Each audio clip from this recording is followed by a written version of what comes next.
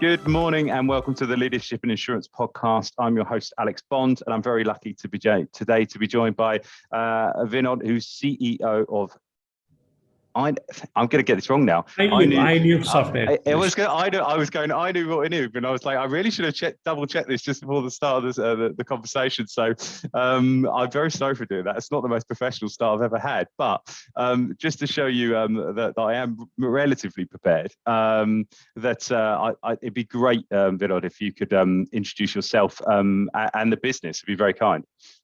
Yeah, absolutely. Sure. So I in iNube stands for insurance, and Nube in Spanish is cloud. We bootstrapped this company back in 2010 with a focus on being a technology company specifically focused to insurance as a domain. And there are 4 co-founders of this company, so including me. And all of us used to work for Hewlett Packard before this. And one or the other way, we were involved in insurance companies or insurance marketplace, so that's how, the experience has come in. And that was the reason, how iNube was bootstrapped.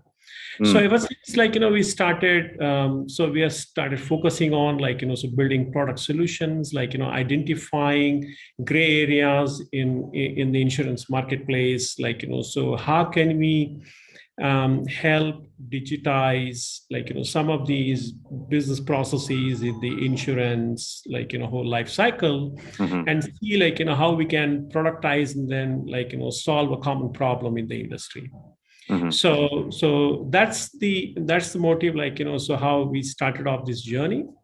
And so we have onboarded many insurance companies along the journey, and then we explored different geographies, in adjacent to India as a marketplace.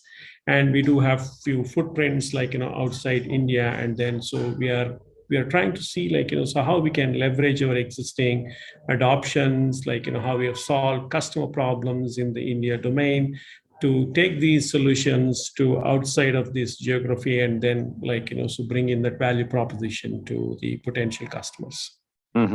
Thank you very much for that. So I should have known that if it was a combination of 2 words. It's nice to have I wish I had some real depth of meaning to my company name, but it's just financial and professional squeezed together and shortened, but and stolen from the insurance market, as no doubt you've noticed. But no, thank you for that. So you were InsurTech before we were calling it InsurTech, I would imagine. It was probably So going back to sort of over a decade now. What I wanted to ask you at the start, because of your background from Hewlett Packard, did it start as a services company and become a product-led company, or was it always that you were gonna create products? No, it is always product solutions. So because the approach to building a product is about identifying a common problem in the industry and then see how we can solve that problem.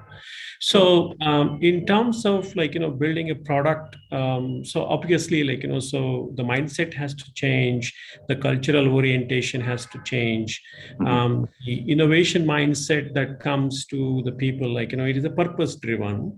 So you have a product idea, which you strongly believe that this is going to solve a customer problem, and you embark on that journey, and then so you have adoptions, so you learn in the whole process, you bring so newer features, enhancements to the product, and then start addressing the larger community. So how I can solve this problem. And that's definitely, as you said, it's definitely a different journey as compared to services. And so in the product journey, so you may fail fast, and then or you may so succeed. It depends on so how your experiences are. So you may choose to build a product with few of your market research or your customer interactions. At the same time, so when you really take the solution to the market as a product, so it may not fare good, and it may not solve the larger context of the problem. So that I would call it as a fail fast, and then so you go back and then start thinking about what are the problems that I solve. So we have a very frugal way of identifying the gray areas in the industry. And we have a product team, like a product strategy team, who keeps doing the market research and try to understand. So we have existing customers. We go back to them and then we ask them, so this is what we are thinking, would it solve your problem? So is it they're in your top 4 list, this can solve your burning issue, with your existing, could be operations, acquisition of customers, or customer centric, your productivities, efficiencies, or turnaround time. So be it anything, customers do come back to us, and then happily they share, so the direction that they are thinking from a market perspective, and the solutions that we bring to the table, they do give feedback, and that normally helps us, so in crystallizing the ideation process into so going for a MVP, then try having few adoptions, and then solve the problem. Yeah, it's that sort of customer centricity so core in these product kind of development cycles. I wanted to ask you what was the first product that you rolled out of the business? What was the first one off the conveyor belt? Yeah, so it is for a health insurance. That's a nice story, so it's a health insurance space. 2008, India government embarked into building a health insurance program in collaboration with World Bank. And so this is called Rashtriya Swasthya Bima Yojana, in Hindi, and it is about providing healthcare to underprivileged sector of the people within India. So it started in 2008. By the time it it went through a process framework, policies, guidelines. By the time 2010, 2011, it was in implementation stage, and we thought that's the best one to be picked up because it was end-to-end digital. So there is no paper involved. It was end-to-end digital, and it had so very strong backup of the policy guidelines, policy framework, and implementation would have been a lot easier. And then it is for a mammoth coverage of people within this geography, right? And it is for the underprivileged sector, and it was supposed to reach out to every corner of the country, including the tier 2 or the tier 3 or cities, and as well to the grassroots level villages. So we thought that's the best one to start off with. That's how we built. And so we embraced into Microsoft Azure as our infrastructure, which was a cloud infrastructure, which was just coming up in India context.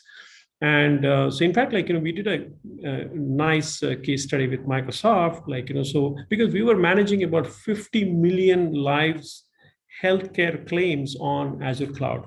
Wow. And so that was a big program, and that was very successful as far as iNube is concerned from a product roadmap perspective. So that gave us a lot of motivation, and so also a sense of satisfaction that so you are helping in the initiative of this government, which is in collaboration with World Bank.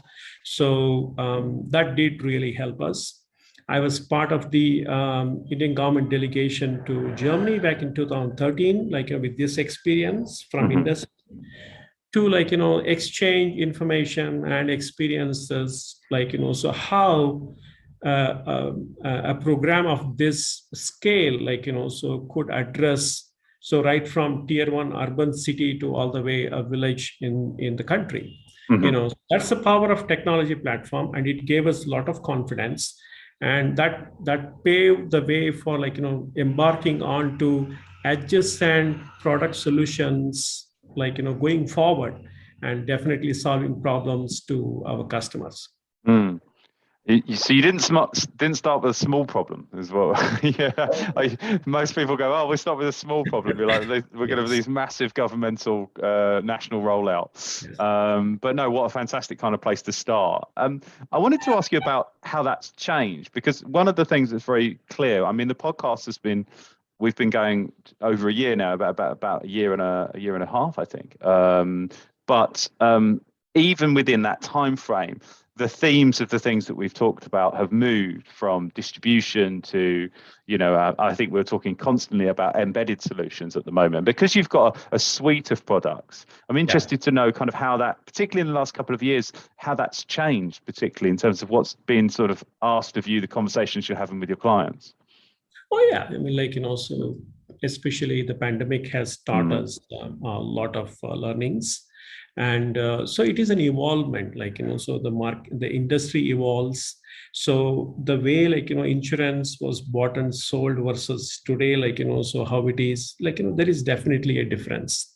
In a country where insurance penetration was 3 to 4%, it is a lot of awareness, and then you leverage a lot on the distribution, the kind of innovation so customers do on the product side also has gone through tremendous change. So the question is how does company like us help customers go through in this journey, right? So how does we support them with product solutions so that they embark onto this journey quicker and faster, and their go-to market is much faster than so that they want to be. That is where we come into picture, and that is how so our product solutions do help. So if you look at last 5 years of context, so there is mobile, there is cloud, there is so RPAs. So there are a lot of newer technology frameworks which have come into existence, and so everybody wants to leverage that, everybody wants to go in that direction. So we as a company we also went through the transformation, we were one of the very early independent software vendors, ISVs, to embark onto cloud journey. And we were very prepared, so when everybody had to go through that digital journey, the transformation journey. So all of our products, if you look at, so they are all API enabled, they are all microservices, cloud native. So we could deploy to any cloud possible. And that pretty much helps in moving the customers in that direction and helping them go to market faster. And you brought up a very interesting topic, which is embedded insurance. So last 5 years, I have seen the transformation, the innovation that is happening in the insurance marketplace, especially with the carriers. So they are looking at so how do we bring value proposition to end consumer, and as far as so newer innovative insurance products. And then these are not necessarily just the conventional insurance products. So because the end consumer is understanding the risk better. Risk is not necessarily just associated with the human. Risk is associated with many things. It could be with the TV that I buy. It could be with any purchase that I do, like a expensive digital camera. It could be so with respect to my spectacle. It could be so an edge that I buy, the journey that I have, so that terrain could be riskier. So as and when the awareness is changing, it's more and more people are having better awareness of the risk aspects. Right. Obviously, insurance carriers also have to go through that innovation. So that is how, the embedded insurance, so emerges, solving a lot of these new aspirations from end consumers. And so that's the direction I see, so a huge potential, not just India, globally, because I've seen, so there are at least 30 plus insurtech companies in Europe who provide embedded insurance solutions. Yes. And so this is the de facto standard that is building up going forward. So RPS being there, cloud being there, so new innovations happening in insurance segment. So the focus for insurance companies, or the carriers, is to see, one, how do I enhance my efficiency? How do I bring in as much of digitization as possible in the whole business process? Mhm. And keeping my consumer at the center, how can I enhance the experience of the consumer, be it at the buying experience or at the servicing experience? So from that perspective, I see a lot of these innovations that are happening in the insurance marketplace. So we'll see a big transformation in the life of consumer, and as well so how insurtech companies can partner with carriers to bring that differentiation. It's interesting with the embedded piece. Someone made a great point. It's not gone out yet, but there's a previous podcast that I've recorded with an embedded provider, and they said that if we think about the internet as it's a real estate market, it's a land grab. The thing about it's too expensive to essentially buy on the high street of the internet now. It's too expensive to get to page one if you're trying to buy Google AdWords for insurance or motor insurance or auto insurance, for example. It's so expensive that it's almost impossible to be profitable. So embedded is like the natural solution that we have to go to digital distribution that's non-insurance, that has that relationship with the customer, and then offer them the products at that point, because otherwise it's almost impossible to compete. Certainly it's impossible to penetrate a market. And I thought that was a really interesting point. The internet has become real estate, and the real estate's become so expensive that even particularly large carriers, it's not profitable to compete. And we've seen that with the Lemonades and some of the other kind of more high profile. It's so expensive to get into business and get scale that it has a huge impact on profitability. So technology really has to be the solution. You did touch on it about the impact of the pandemic, but I just kind of wanted to sort of get into that a little more.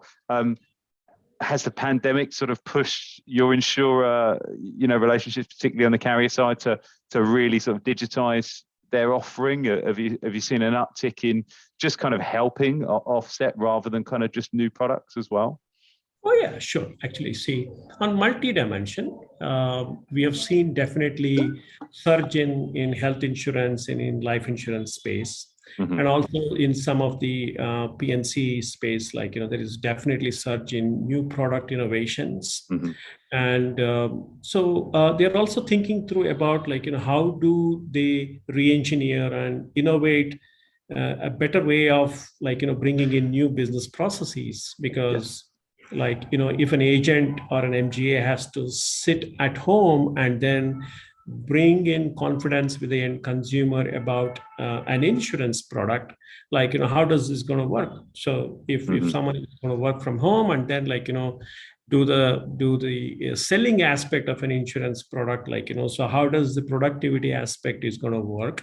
How you bring in efficiency in this whole business process?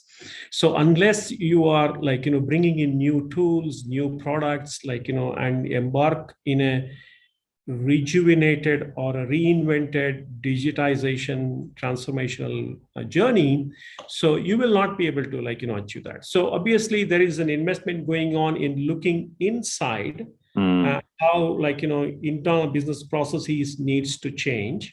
And there is also a thought process going in from an outside perspective. What does consumer want more? Based on last 2 years of pandemic experience that we have. We need to enhance product offerings, so go through innovation, and then so we need to go back to consumer, then need to align to their expectations, so these products are the ones, so they need to cover their risk from. I'll give a simple example, so we were discussing with a customer about, okay, so everybody is going for vaccination. So what if there are side effects of vaccination? So that is a risk. So are there any products any carrier has come up with, which can take care of the side effect of the vaccination. I'm just Yeah. giving you an example of Yeah. product, so which can be embedded. I can say so 3 months from the time you take vaccination or a booster, so we cover you for any side effects. And that is a classic example of an embedded insurance, that you offer there, because the tenure of the insurance ceases to exist after 3 months. Mm-hmm. So such innovations they need to come up with, and insurtech companies like us, need to provide tech platforms to cater to that, so that they can, so service the end consumer and make sure, so that entire journey is taken care digitally on a tech platform. I wanted to ask you a couple of questions about product development. I think you've answered my question to a certain extent. I was going to ask about how important it is to be sort of consumer first, and obviously very. But I'm particularly interested in the life cycle of products which are B2B2C, which is obviously a lot of the some of the products that you offer. How do you go about that business development cycle? Because you are, to a certain extent, one step removed from the actual user of that product, and I suppose how do you create sort of that perfect collaborative environment when working with your sort of insurer client partners? So see, when we enable so new products, we are part of the product journey with the customer, and then so we understand the customer journey that the provider or the carrier has to provide to the end consumer. So be it it could be a turnaround time. So from a buying experience perspective, from a servicing experience perspective, so the idea is to see today, how is your business process catering to providing the quality of service to the end consumer? So what is the response time for the consumer? What is the turnaround time? So can we reduce this? It doesn't have to be fully automated. So however, so how much of the manual process we can enhance, bring in automation, and to see so that the end consumer gets the better response, and your internal business process goes through better efficiency. Hence, so your productivity is higher. So your ROI on an investment, you can measure it, by some of these qualitative and quantitative metrics, specifically, from a end consumer experience perspective. And we go back to them and say, so by doing so your loyalty quotient with end consumer is higher. So because some of these are renewal businesses, every year on year it renews. So you need to enhance the loyalty quotient with end consumer, and then so obviously so this is customer centered, so digital journey that you need to build. So that is how we go back to carriers, and because we work with multiple customers, so we cross leverage our experience and then bring those suggestions, value to the carrier to see how they can be on a continual improvement process. Yeah, fantastic. Thank you. I suppose I want to know, you've got a really good sort of broad view of broking community, because you don't just sell to carriers, you work with brokers as well. Is that correct? So you've got a real kind of 360 view of what's happening in the insurance market. But how far do you think this can go? Are we going to see an insurance company, and arguably we already are, but I suppose it's an interesting to think about, become almost like a fund of cash, and really we can digitize the distribution, we can digitize the kind of the claims process. How far do you think we can go? And I suppose kind of looking into the future, I love asking people that are technologists, saying, what does insurance look like in 2050 from your point of view? See, all of these, so aspects that you talked about, the claims processing, the buying experience, the brokers. So this is the entire insurance marketplace. So the way, innovation is going ahead, so first thing, that I see going forward, so there will be a lot of focus on making sure from ideation of a product innovation to reaching out to a consumer, that time is going to shrink. So that will definitely be a focus, so where from ideation to reaching to customer is as much shorter as possible. So it could be a combination of cloud native, cloud infrastructure, RPAs, mobile, and so blockchain, so many of those tech frameworks will come into picture, how this is distribution. And your direct to consumer journey, so could be much stronger, because the more and more you reach out people on a mobile, so it is much faster. That is one aspect. Second aspect is so you would so there will be a lot of automation and simplified business processes to make sure so how the servicing is going to take place.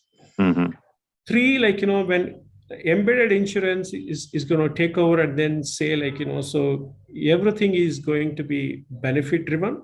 So, and then so the risk awareness is going to increase, and the product innovations will go in the direction of embedded insurance.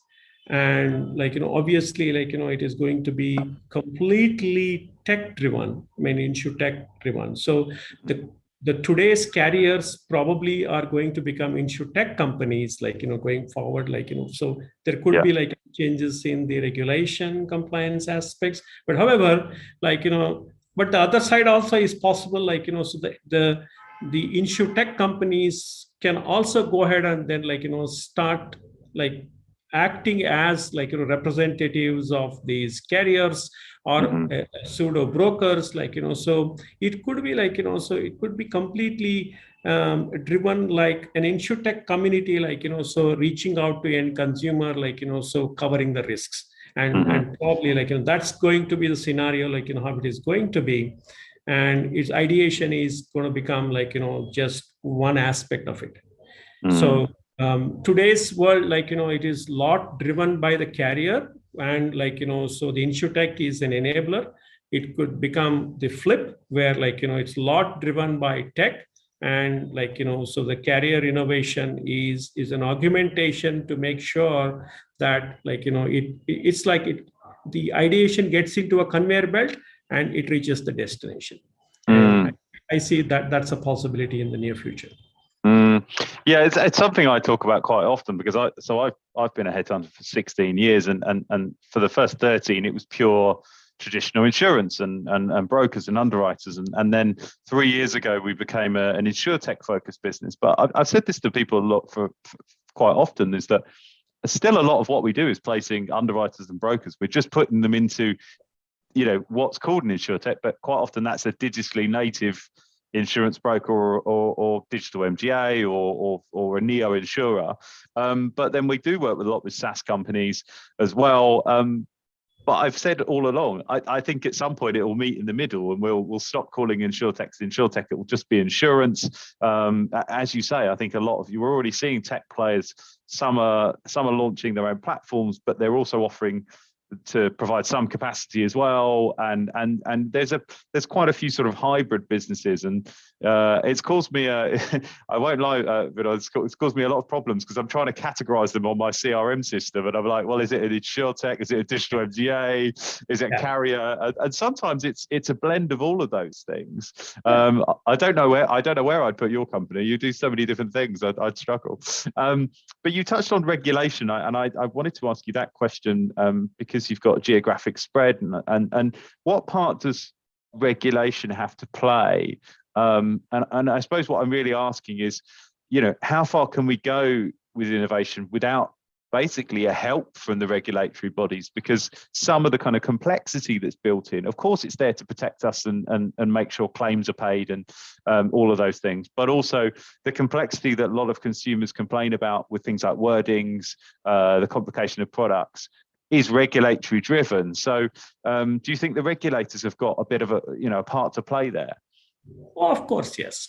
So regulator, see the way they balance the ecosystem. So they're of course representative of the consumer. So they want to make sure so when a policy is issued, like, the risk is covered, like at the event of, like, so the risk need to be, like, mitigated, or like, claim needs to happen. So they are it's in the interest of the policy holder, like, so how it needs to be taken care. So, however, like, so regulators are also realizing, and, like, they are very enterprising in making sure for this ecosystem to grow, for, like, better service to be passed on to end consumer. It is very important they create conducive environment where, like, innovations can happen. So innovations not from the perspective of insurtech companies alone, like, innovations needs to happen from the insurance companies, the brokers, the carriers, like anybody, like, who wants to think insurance. So I am not, like, restricting from the perspective of an insurance company or a broker, right? So any digital business, for example, like, so they need to, if they need to think insurance. And you talked about, like, CRM, like, so imagine, like, so you have Tesco, like, so where there's so much products being sold, and, like, if Tesco thinks, like, for my customer, these are the innovations that needs to happen from an insurance perspective. These are the risk areas, like, for my customers.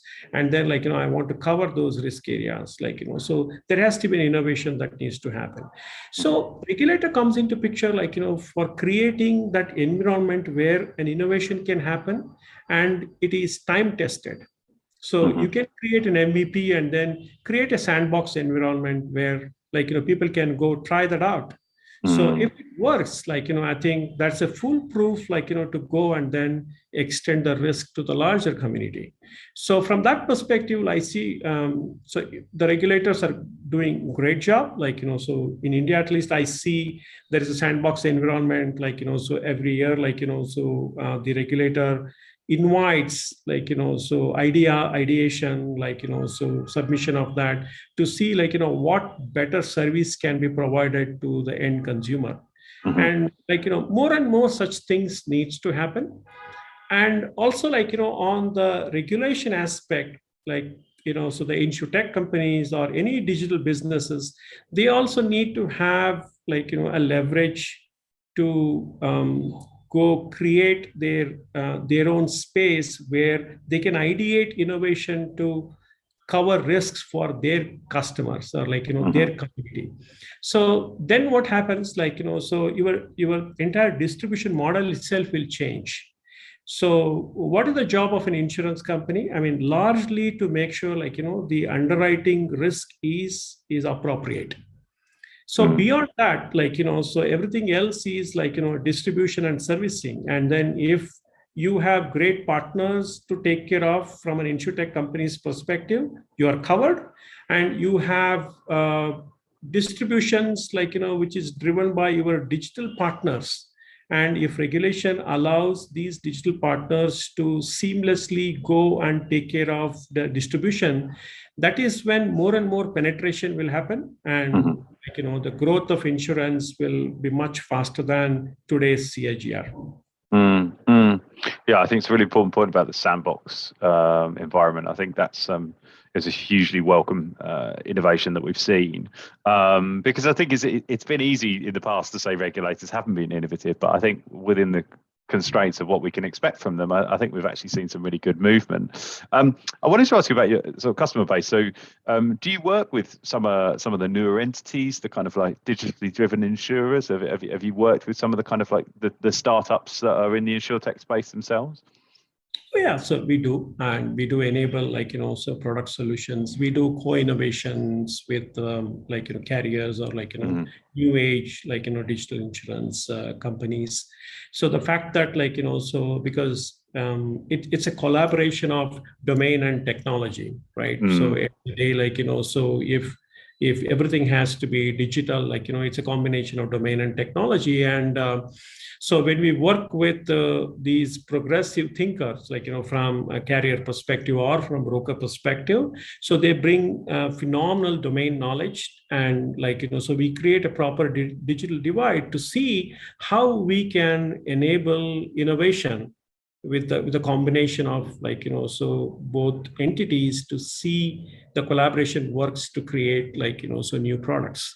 And this definitely helps us in our pipeline of product solutions, and it helps them to test it out, the feasibility study of the ideation, or the tech, it could be a tech feasibility or the domain feasibility, and so how they can plan their roadmap from the perspective of innovating new products.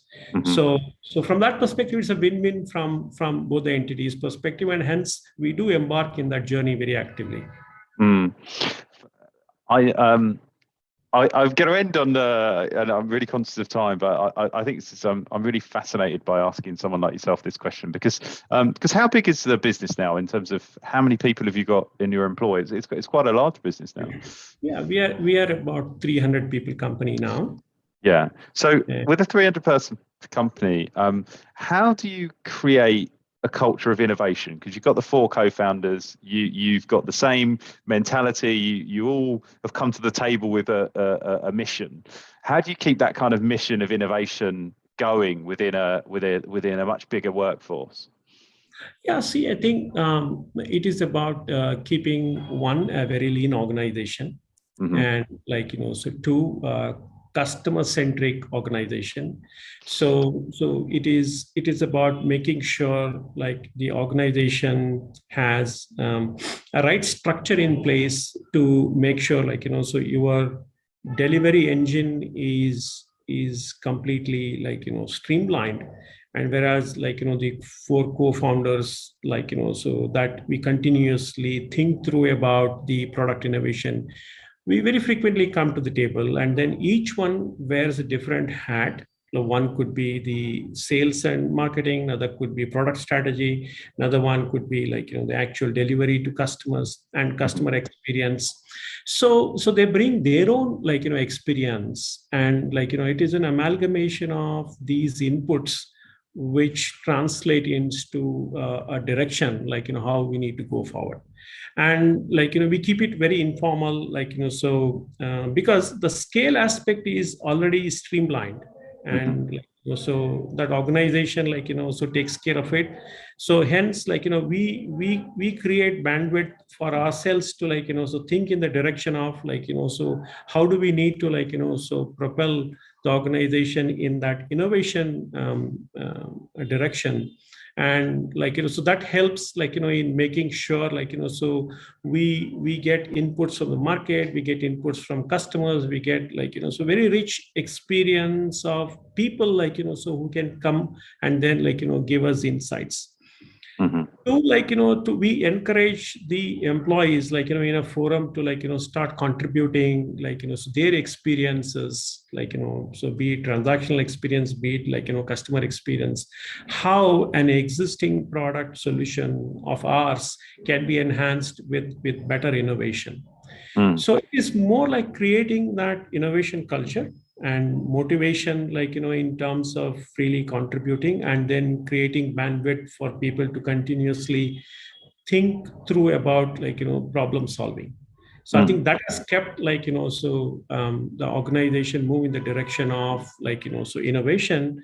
And we make it a point so we make sure that R&D is part and parcel of the business, and our spend is continuous for the last 1 decade, and we continue to invest in R&D because 1, you have to stay relevant, and 2 so it has to be in the direction of higher value of proposition to your existing customers and your new customers as well.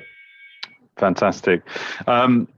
That's a wonderfully what I liked about that, what I wanted to pick out of that, is that how relaxed it feels. It seems to be, there's a structure there, but it's as much about encouragement as anything else. Is creating the right environment where people feel they can contribute, which I think is hard at scale. So I think it's impressive to hear that, and particularly from the CEO. It's an easy thing to say, but it's very clear from you that that's something that there's a real culture there that you've built. Absolutely. So culture really matters, and making sure so your focus as a product organization stay relevant on a continual basis. So the very existence of the organization is about bringing in the product innovation and then helping your customers to get better value proposition.